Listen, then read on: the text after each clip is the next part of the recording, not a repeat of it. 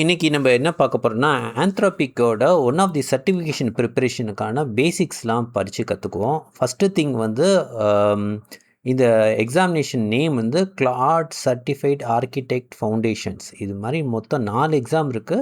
இதில வந்து இது ஒன் ஆஃப் தி எக்ஸாம். ஆர்க்கிடெக்ட்ல ஃபவுண்டேஷன் இருக்கு. ஆர்க்கிடெக்ட்லயே ப்ரொஃபஷனல் இருக்கு. ஸோ இதுதான் இப்போதைக்கு பார்க்க போறோம். இது டார்கெட் ஆடியன்ஸ் யார்னா, சிஸ்டம் ஆர்க்கிடெக்ட்ஸ். சப்ஜெக்ட் வந்து deterministic enforcement. Okay. So first thing என்னென்னா, இதில் என்ன மெயினாக செக் பண்ணுறாங்கன்னா, ப்ரொடக்ஷன் ரியாலிட்டி கேப். அதாவது ஒரு விஷயத்தை நீங்கள் ஏஜென்ட்னு இம்ப்ளிமெண்ட் பண்ணியிருப்பீங்க. அது டெமோவுக்கு நல்லாயிருக்கும். ஆனால் அது ப்ரொடக்ஷனுக்கு போகிறப்ப நம்ம பண்ண பல விஷயம் பிரேக் ஆகும். இதை தான் இந்த எக்ஸாமில் ரொம்ப ஈஸியாக ஐடென்டிஃபை பண்ணிக்கிட்டு இருக்காங்க. ஸோ நிறைய பேர் வந்து ஒரு ப்ரொடக்ஷன் நினச்சிட்டு கடைசியில் நம்ம போட்டுக்கிட்டு இருக்கிறது ஒரு டெமோ தான். அது ஒர்க் ஆகும், ஓரளவுக்கு ஒர்க் ஆகும் சின்ன டெஸ்டிங்கில். பட் ஆனால் இது போய் ப்ரொடக்ஷனில் போகிறப்ப தான் தெரியும் இது எந்த அளவுக்கு ரிலையபிளாக இருக்கும், எவ்வளோ டிட்டர்மினிஸ்டிக்காக இருக்குங்கிறது தெரியும். ஸோ அதுதான் இந்த ஸ்லைடில் மெயினாக சொல்ல வரோம். ஸோ மெயினாக அந்த எக்ஸாம் என்ன பண்ணால், எப்படி பிஸ்னஸ் ரூல்ஸ்லாம் டிட்டர்மினிஸ்டிக்காக எக்ஸிக்யூட் ஆகுது, எப்படி டூல் எரர்ஸை ப்ராப்பராக ஹேண்டில் பண்ணுறோம், அதே மாதிரி எப்படி வந்து ஸ்டேட் ஒரு பெரிய கான்வர்சேஷனில் எப்படி வந்து ஸ்டேட்டை மெயின்டைன் ஆகுது, அப்புறம் எப்போ வந்து ஹியூமனுக்கு இது எஸ்கலேட் ஆகணும், இது எல்லாமே இதில் டெஸ்ட் பண்ணப்படுது. ஸோ பேசிக்காக இதில் என்ன பார்க்குறீங்கன்னா, ப்ரொடக்ஷன், ஸோ ஏபிஐ கேட்வே எப்படி செக்யூர் ஆகுது, orchestration layer, deterministic engine, business ரூலில் எப்படி என்ஃபோர்ஸ் பண்ணுது, ஸ்டேட் மேனேஜ்மெண்ட் எப்படி பண்ணுது, எரர்ஸ் எப்படி ஹேண்டில் பண்ணுது, integration adapters, data persistence and logging, அப்புறம் ஹியூமன் எஸ்கலேஷன் ப்ரோட்டோகால். இது எல்லாத்தையுமே இதில் கவர் பண்ண பார்க்குறாங்க.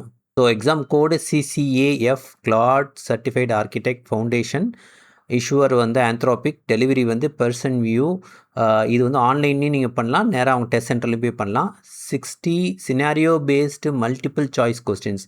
ஓகே, இது எல்லாமே சினாரியோ பேஸ்டு தான் இருக்கும். அது வந்து டோட்டலாக 120 நிமிஷம் உங்களுக்கு தருவாங்க. மொத்தம் 1000. ஓகே, அதில் வந்து 720 வந்து minimum pass score.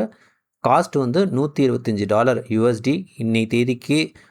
So latest எவ்வளோ காஸ்ட்டுன்னு செக் பண்ணிங்க, நியரஸ்ட்டு அந்த எக்ஸாமினேஷன் சென்டரில் போய் செக் பண்ணிங்க. இதுலேயே ப்ரொஃபஷனல் லெவல் சர்டிஃபிகேட் இருக்குது, அதை நம்ம அப்புறம் பார்ப்போம். ஓகே. ஸோ மெயினாக இதில் என்ன பார்க்குறாங்கன்னா, எதெல்லாம் வந்து கோட் லெவலில் நீங்கள் ஒரு சில ரெஸ்ட்ரிக்ஷனை ப்ளேஸ் பண்ணலாம். ப்ராம்ப்ட் லெவல்ங்கிறது ஒரு கைடன்ஸ் மாதிரி தான். நம்ம என்ன நினைப்போம், நேச்சுரல் லாங்குவேஜ் வச்சே நிறைய ப்ராம்ப்ட்ஸ்லாம் வச்சு நிறைய விஷயங்கள் வந்து நம்ம ரூல்ஸ் மாதிரி இம்ப்ளிமெண்ட் பண்ணலான்னு. பட் அது என்ன எடுத்துக்குன்னா, அது ஒரு கைடன்ஸாக தான் எடுத்துக்கும். அது ஏன்னா இது ப்ராபபிலிஸ்டிக் நேச்சர்னால அது கைடன்ஸாக தான் எடுத்துக்கும். அதனால் அது கேரண்டி ஆகுது. இதுக்கு ஆக்சுவலாக என்ன ஃபிக்ஸ்னா, நீங்கள் வந்து கோடை வச்சு டிட்டர்மினிஸ்டிக் கோடை எக்ஸிக்யூட் பண்ணி தான் நிறையா ரூல்ஸ் வந்து இம்ப்ளிமெண்ட் பண்ணணும். ஏன்னா by nature these are probabilistic system. But ஆனால் நம்மளுக்கு தேவையான பல இடத்துல வந்து ஃபிக்ஸ் வந்து டிட்டர்மினிஸ்டிக்காக தான் இருக்கும். இந்த எக்ஸாமோட மெயின் மோட்டவே நீங்கள் ப்ரோட்டோடைப் லெவலில் திங்க் பண்ணுறீங்களா, இல்லை ப்ரொடக்ஷன் கிரேடில் திங்க் பண்ணுறீங்களா தான் திரும்ப திரும்ப செக் பண்ணிகிட்டு இருக்கோம். ஒரு டயக்னாஸ்டிக் சிஸ்டம், ஒரு டயக்னாஸ்டிக் சினாரியோ என்னென்னா, ஒரு பவுண்ட்ரி ஃபெயிலியர் செக் பண்ணுறாங்க. ஒரு சினாரியோ கொடுக்குறாங்க. ஜூனியர் இன்ஜினியர் வந்து என்ன பண்ணுறாருன்னா, ஒரு பெரிய ரீஃபண்டை வந்து வரவிடாமல் தடுக்கிறாரு. அதாவது என்ன ப்ராம்ப்ட் போட்டு வச்சுருக்காருன்னா, $500 மேலே உள்ள எந்த ஒரு ரீஃபண்டையும் அப்ரூவ் பண்ணிடாதன் அப்படின்னு சிஸ்டம் ப்ராம்ப்ட் போட்டு வச்சுருக்காரு. ப்ராப்ளம் என்னென்னா, இது ப்ராம்ப்ட் லெவலில் நீங்கள் இந்த பவுண்ட்ரியை போட்டு வச்சுருக்கீங்க. இது வந்து ஃபெயில் ஆகிறதுக்கு நிறைய சான்சஸ் இருக்குது. ஏன்னா இந்த பிஸ்னஸ் ரூல்ஸ்லாம் வந்து இந்த மாதிரி நம்ம ப்ராம்ப்ட் லெவலில் போட்டால் அது ப்ராபபிலிஸ்டிக்காக இருக்கும். அதாவது அது ஒரு நிரந்தரமான ஒரு தீர்வாக இருக்காது. இந்த மாதிரி ப்ராம்ப்ட் லெவலில் நீங்கள் ரெஸ்ட்ரிக்ஷன் பண்ணிங்கன்னா, வேறு யாராச்சும் ப்ராம்ப்ட் இன்ஜெக்ஷன் பண்ணாவோ இல்லை வேறு விதமாக அந்த மாடலை ட்ரிக் பண்ணி இந்த கன்ஸ்ட்ரெயின்ட்டை ஈஸியாக பிரேக் பண்ணிடலாம். ஸோ இதுக்கு என்ன சொல்யூஷன்? இதுக்கு சொல்யூஷன் வந்து கோட் லெவலில் இம்ப்ளிமெண்ட் பண்ணும். ஏதாச்சும் ரீஃபண்ட் கிரேட்டர் தென் $500 அப்படின்னு வந்துச்சுன்னா, இதை எஸ்கலேட் பண்ணு, ஒரு எஸ்கலேஷன் நோடு கொண்டு போகணும். ஏன்னா இந்த டூல் கால் தான் வந்து எப்படி ப்ராம்ப்ட் இன்ஜெக்ஷன் பண்ணாலும் அது தடுக்கிறதுக்கான சான்சஸ், அதை தகர்க்கிறதுக்கான சான்சஸ் ரொம்ப கம்மி. ஸோ டூல் கால் மூலமாக இதை பிளாக் பண்ணி டிட்டர்மினிஸ்டிக் ஹேண்டில் பண்ணி இதை எஸ்கலேட் பண்ணி ப்ராப்பராக ஹேண்டில் பண்ணும். இதுதான் ஒன் ஆஃப் தி சினாரியோ. அதாவது நம்ம ப்ரோட்டோடைப் லெவல் திங்கிங்க்கும் ப்ரொடக்ஷன் லெவல் திங்கிங்கும் உள்ள டிஃப்ரென்ஸ். இதில் வந்து எக்ஸாம்ஸ் வந்து எந்தெந்த மாதிரி பிரித்து பார்க்குறாங்கன்னு பார்ப்போம். ஏஜென்டிக் ஆர்கிடெக்சர் அண்ட் ஆர்கஸ்ட்ரேஷனுக்கு வந்து 27% வெயிட்டேஜ் கொடுத்துருக்காங்க. அதில் வந்து SDK loop, multi agent system, hooks, task decomposition இருக்குது. ஓகே, அதே இது வந்து கிளாட் கோடோட கான்ஃபிகரேஷன் அண்ட் ஒர்க் ஃப்ளோ, இது வந்து 20%. கிளாட்.md, hierarchy, custom commands, plan mode, இதெல்லாம் அப்புறம் prompt engineering and structured output 20%, explicit criteria, JSON schema design, validation, retry loops இதெல்லாம். அப்புறம் tool design and MCP integration, tool description, structured error response, MCP configuration, இது வந்து 18% constitute ஆகுது இந்த எக்ஸாமில். அப்புறம் context management and reliability 15%, context degradation, escalation patterns, human reviews, இதெல்லாம் இதுக்குள்ளே அடங்குது. ஸோ இதை வந்து நம்ம இன்னொரு ஆங்கிளில் போச்சுன்னா, இந்த எக்ஸாமோட வேலையே என்னென்னா, எப்படி வந்து இந்த ப்ராப்ளிஸ்டிக் இன்ஜின் மேலே ஒரு டிட்டர்மினிஸ்டிக் ரேப்பரை பில்ட் பண்ணலான்னு. ப்ராப்ளிஸ்டிக் அண்ட் டிட்டர்மினிஸ்டிக் ரெண்டுக்கு வித்தியாசம் புரிஞ்சுங்க. ப்ராப்ளிஸ்டிக்னா ஒரே கேள்வியை நீங்கள் 4-5 பேர் கேட்டிங்கன்னா வெவ்வேறு அதே ஆன்சரை வெவ்வேறு ஆங்கிளில் ஆன்சர் பண்ணிட்டே இருக்கும், ஒரே மாதிரி இருக்காது. டிட்டர்மினிஸ்ட்னா எப்போதுமே ஒரே பதில் தான் திரும்ப திரும்ப வந்துட்டுருக்கும். ஓகேயா, அதுதான் இங்கே விஷயமே. மாடல்ஸ் எப்போவுமே ப்ராப்ளிஸ்டிக்காக இருக்கும். பட் இதை வச்சு இது மேலே எப்படி ஒரு டிட்டர்மினிஸ்டிக் ரேப்பரை பில்ட் பண்ணி ஒரு சொல்யூஷன் பண்ண போகிறோம் அப்படிங்கிறதான் இந்த எக்ஸாமோட குறிக்கோள். ஸோ பேசிக்காக என்னென்னா, ப்ரோட்டோடைப் எல்லாருமே பண்ணிடலாம். இது பண்ணி இந்த சிஸ்டம் ப்ராம்ப்டை போட்டு இதை போட்டு எல்லாமே பண்ணிடலாம். ஆனால் ப்ரொடக்ஷன் போகிறப்ப சிஸ்டம் வந்து செம்ம ஸ்ட்ரெஸ்ஸில் உள்ளாகும், அதில் நிறைய பிரேக் ஆகும். ஃபார் எக்ஸாம்பிள், ஒரு ப்ரொடக்ஷன் சிஸ்டத்தில் ஒரு இன்புட் வேலிடேஷன் கேட் இருக்கும், கான்டெக்ஸ்ட் மேனேஜ்மெண்ட் இன்ஜின் இருக்கும், ப்ரோக்ராமேட்டிக் இன்ஜின் இருக்கும், பிஸ்னஸ் ரூல் இன்ஜின் இருக்கும், programmatic enforcement, reliability, output sanitation, monitoring and logging, இதெல்லாம் வந்து என்ன தான் சிஸ்டம் அண்டர் ப்ரெஷராக இருந்தாலும், த்ரெட்டு எதாக இருந்தாலும் இதை ப்ராப்பராக ஹேண்டில் பண்ணிட்டு அந்த பிஸ்னஸ் ரூல்லாம் அப்ளை பண்ணும். பட் ஆனால் டெமோலாம் பார்க்க நல்லாயிருக்கும். பட் போக ப்ரொடக்ஷன் போக இது ஃபெயில் ஆக சான்சஸ் நிறைய இருக்குது. ஸோ அதான் நிறைய பேர் வந்து க்ளாடை வச்சு ஏதாச்சும் போட்டிருப்பாங்க.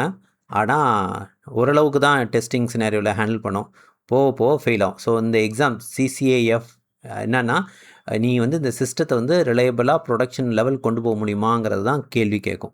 ஸோ இந்த ஒரு சினாரியோ எடுத்துங்க. ஒரு $500 ரீஃபண்ட் சினாரியோ வருது. அதில் வந்து ஒரு ஜூனியர் இன்ஜினியர் வந்து என்ன பண்ணியிருக்காரு, கஸ்டமர் சப்போர்ட் ஏஜென்ட்டுக்கு இதை எப்படி இதை தடுக்கலாம், ஒரு $500 மேலே ஏதாச்சும் வந்தால், ரிக்வஸ்ட் வந்தால் அதுக்கு பண்ணக்கூடாது, ரீஃபண்ட் பண்ணக்கூடாதுங்கிறதுக்கு அவர் மேபி ஒரு சிஸ்டம் ப்ராம்ப்ட் எழுதி வச்சிருக்காரு வச்சுங்களேன். Never approve refund above $500, always escalate to a manager for approval.